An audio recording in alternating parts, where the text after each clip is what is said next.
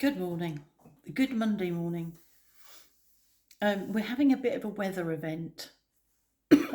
Tompet Florian, I think it's called. And we have at the moment um, gusts up to 85 kilometres an hour. And over the day, that's going to reduce. It's been pretty windy in the early hours of this morning. We've had the window open because it was so mild yesterday, so mild overnight. We've let the fire go out. It's 21 in here. I don't know what it is out there. It says it's meant to be 11 out there, so it's very mild, and it got very hot in here last night. I said to them, because the curtains have been open all day, which are they keep the heat this side of the house and stop it from going upstairs, but they've been open all day and still it was hot. I said to Mark, I wish there was more we could do. This was last night. He said we could open a window, and I said, but we'll get moths coming in. So yeah, very warm in here. So we didn't restock the fire and left the curtains open, and it's comfortable in here at the moment. Yeah, it's comfortable. Before I carry on, I just want to apologise for not having replied to any of your comments. There's quite a lot of comments, and I'm not getting to them. And I had a couple of days. What day is it today? Monday, Saturday, Friday or Saturday I wasn't well, and then Saturday or Sunday I just had a really difficult day. I think that I'd taken on board too much awful news, too much awful stuff, and then that was compounded with watching an episode of 6 Feet Under, which was just horrible. So I had a very low day, and I can't remember what day that was. I think it was Saturday, and yeah, and I just haven't got your comments, and I expect I will. I'm planning to do that this morning. Somebody asked what the birds are eating, and I think it was Linda. And was it Linda? No, it was Anne Stroud asked, "What are the birds eating?" Oh, the birds are eating fat balls. And I thought, I'm not going to say that because somebody's bound to think, laugh. Mad has said about my Christmas Eve vlog, old and uninteresting, had me cracking up. And now I'm having to rewatch it because I don't know what she's talking about. This is the way to answer the comments. I'll do this. Tina, thank you. I enjoyed that. Anne Stroud, beautiful drive. Love the different houses.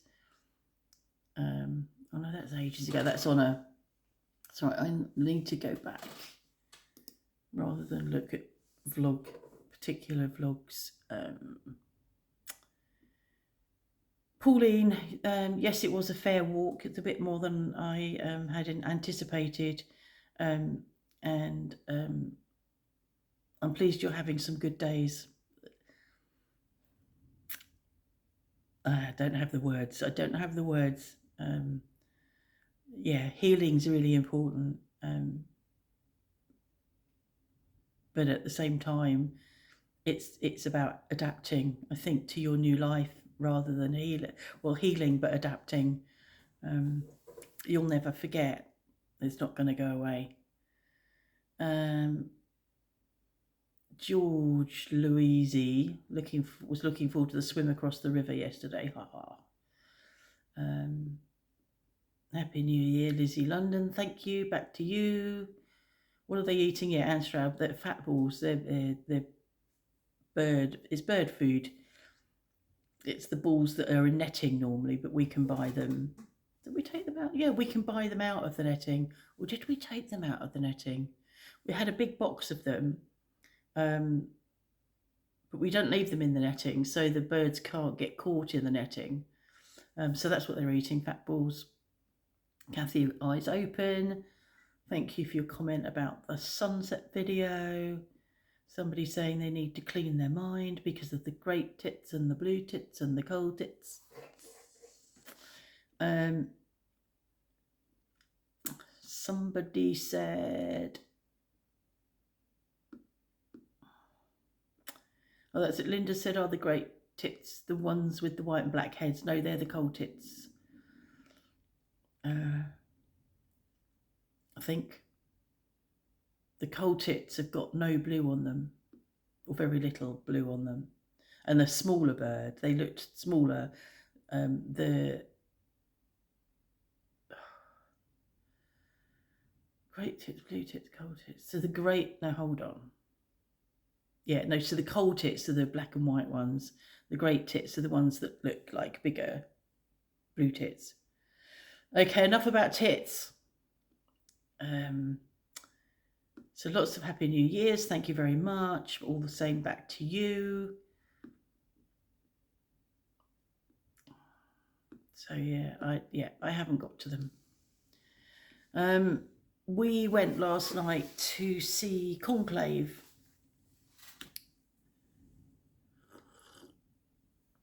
I'd had it marked on the calendar for quite a while because it's not often. It's sort of probably about once a month. One of the showings at the cinema is Vost, which is version original with subtitles. And this was, I'd seen it a couple of months back, so I'd marked it on the calendar. And Mark wondered whether the version original would be in Latin because it was set in Rome, in the Vatican City. And it was a fictional meeting of the cardinals when they all come together to choose a new pope because the pope's died. It was a really good film, really intense. The version original was in English with French subtitles, and as quite often we find, and when we're watching something, that's quite handy having the French subtitles when we don't really hear or catch what's been said. But there was quite a lot of Latin in it as well, and there was quite a bit of some scenes with various other languages in it. So it was but it was very intense, very clever, lots of great well-known actors in it. John Lithgow, who I knew couldn't be trusted. He always ends up playing a dodgy bloke, doesn't he, John Lithgow?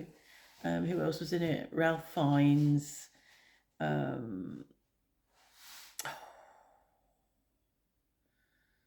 Stanley Tucci. Isabella. It's gone. It's gone. Anyway, some good people in it, and it was very intense, very enjoyable, very clever, and it was really nice to go out to the cinema because we rarely go to the cinema, and it's a nice place to go because it's very different to what we were used to in the UK. It's very intimate. It's a big room with comfortable chairs in it, and I'm going to call her an usherette, but she's not really an usherette, comes in, and before it starts, they do a whole half hour of adverts and things like that. And then they put the lights up, and she comes in and offers all the bits and pieces from her tray, and then wishes everybody a good session on her way out. So it's more intimate than what we experienced in the UK, especially the last time we ever went to the cinema in the UK, which was a big multiplex in Ashford, with a sticky carpeted floor, and just noise and people. It's just not like that. France is so quiet. Or my part of France is quiet, and it's quiet. People are there. It's very nice. So that was nice. We're not going anywhere today, and we are. Yeah, so yesterday was a bit busy for us with the walk as well. Mark needs to ride his bike. He's not ridden his bike for a couple of days, and his legs are he's feeling slow, and he was really restless last night when we were sitting watching 6 Feet Under. He's his legs are not moving as well as, and I wonder about that because normally your knees, you've got synovial fluid in there that keeps everything lubricated, and yeah, keeps all your joints lubricated. And I was sort of thinking, well, what's he got there that's keeping? Has he got WD-40 in there? Or, so does he need to always ride his bike and do some sort of exercises to keep all that moving properly? I don't know. I'm going to have to think about that. So yeah, he needs to ride his bike. I'm going to do I've defrosted the second half of the macaroni cheese. We'll have that today, and that's it really.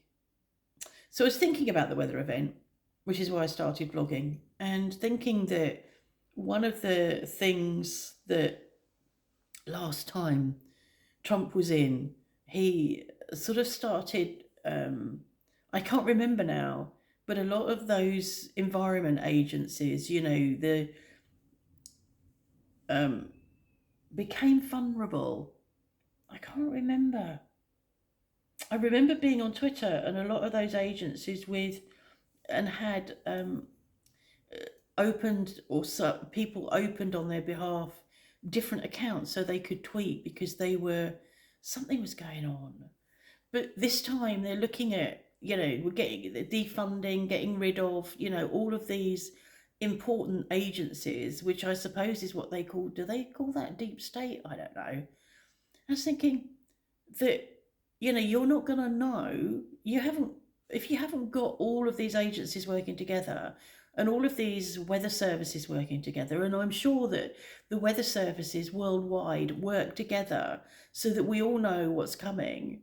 For instance, that there was a news item I noticed before I went to bed last night saying that SNCF won't be running through our county or our department today because of this weather event. And, that's quite unusual for them to stop the trains. And I'm thinking, if that sort of agency was removed and those sort of scientific based agencies were removed, you're not going to know what's coming. You're not going to have any warning. Yes, you can look out the window and think, oh, it's windy or it's raining, but you're not going to have any warning about what you need to do to protect yourselves from weather events. It's utterly mind-blowing. And I think one of the reasons that I got low on whatever day it was that I had watched a video from Elizabeth, someone who's a lawyer. I'm going to have to find it, aren't I, rather than keep talking about I can't remember or this, that and the other. I've stopped watching a lot of YouTube as well, and I haven't looked at I've sort of slowed down my YouTube, my Blue Sky consumption, just because I was struggling. I can't find it now. Oh, here she is. Her YouTube is called Resistance Live, and it's Elizabeth McLaughlin.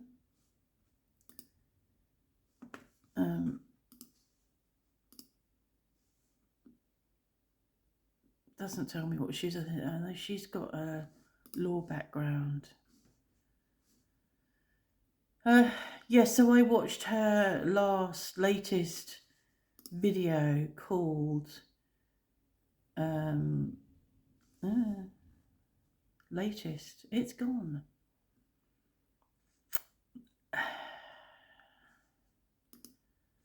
There, it's gone. She said she was talking about how people could begin to organise and protect themselves, and talking about not being on social media, and hummed and hawed about whether she would stay on, and I got the impression that she was going to stay for a little while, but that's gone. Her latest video, according to this now, is a year ago, and then 6 years ago. So there's nothing of all of the stuff that she did during the lead up to the election, and then a little bit afterwards, and then she's just come back, and now she's gone, and people are leaving social media. Women are leaving. People that have been outspoken are leaving. And I don't blame them. I really don't blame them. But it's very worrying. So I had watched her video that I now can't show you, um, which was about organising, which was about how to, prepare for what's to come, and about people had asked her what are the safe states to live in, which is very worrying, isn't it? People having to think about, where shall I live? Where shall I go? Um, and it all became very real again. And I'm not saying it hadn't been real, but it all became very real again. And I'm not living in it. I'm not living in America, but my fear and horror for those that are, and for what we are. She talked about that you be prepared for shock and awe on the first day, and yeah, I'm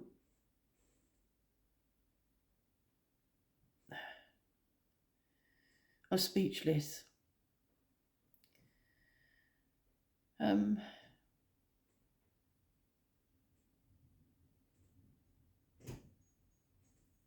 and I don't know. I don't know what you can do.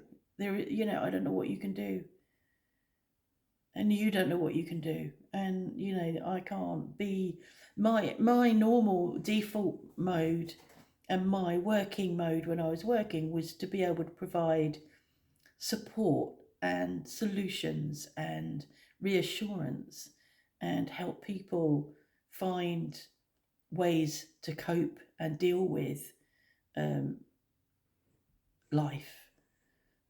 And I guess what I'm feeling is not being able to do that. I'm feeling whatever the words are to describe that feeling of I'm feeling impotent, and feeling impotent is never ever a good feeling. There are a few times in my life, in my adult life, when I have felt impotent, and it's been horrible. And I think that that is what I'm feeling, impotent.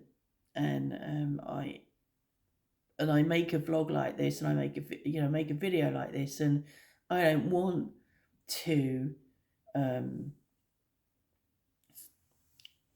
I don't want not to offer support and solutions and help and reassurance.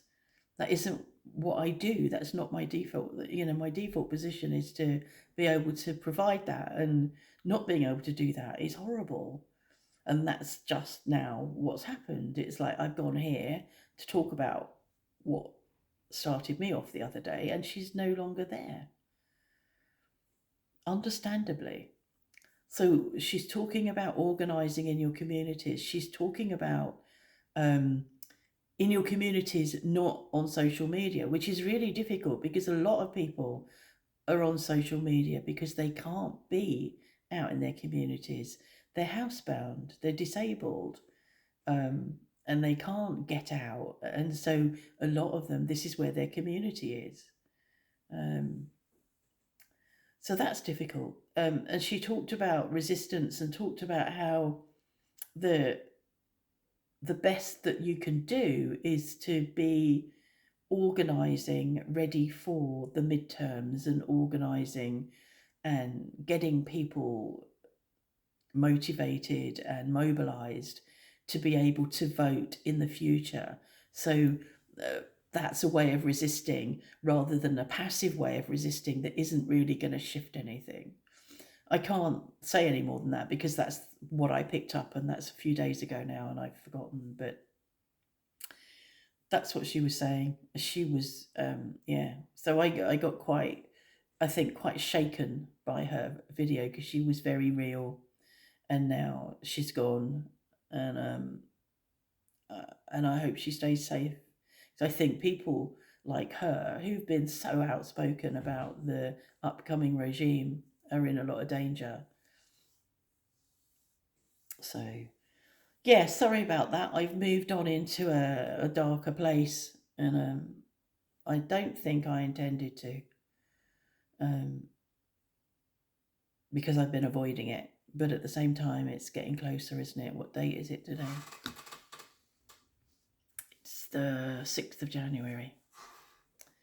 Okay, on a lighter note, Sarah and Luca have had their baby daughter. So they now have 2 daughters. And, I can't pronounce her name. Luce is now a big sister. So that's good. And a lovely quick birth. An uncomfortable birth. It sounds like a very big baby. I know what big babies feel like. But really pleased for them, and really pleased that she had a very quick labour compared to what she had last time. So that's good news. Okay, I'm going to stop there, and that's it for today. I haven't been in front of the camera for quite a while, so I thought I should make a vlog. So thanks for watching. Sorry about the dark bits, but it's reality, and I'm a bit of a pragmatist and realist, so voila. Take care, everybody, and stay well, and stay healthy.